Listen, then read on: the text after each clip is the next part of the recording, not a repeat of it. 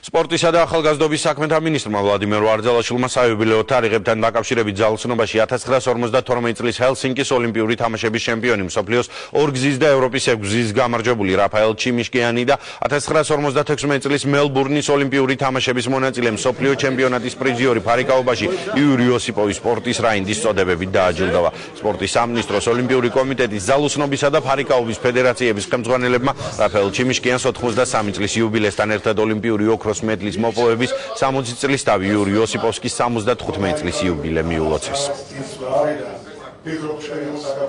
მე მინდა გულწრფელად მიულოცო ბატონ რაფიკს ეს იუბილეს 83 წლის იუბილე და დღეს პარალელურად შესრულდა 60 წელი, როდესაც მან პირველი ოლიმპიური მედალი აჩუქა საქართველოს, რაც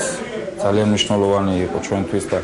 გულწრფელად მინდა მას ჯანმრთელობა უსურვო, ბედნიერება უსურვო. ეს არის ძალიან მნიშვნელოვანი თარიღი, ვინაიდან 6 წელი ძალიან დიდი ციფრია და გამომდინარე იქიდან, რომ მისგან წამოვიდა ძალოსნობის აღმავლობა და წინსვლა, ეს ყოველთვის ამას ყოველთვის ხედავთ, ყოველთვის ვაფასებთ.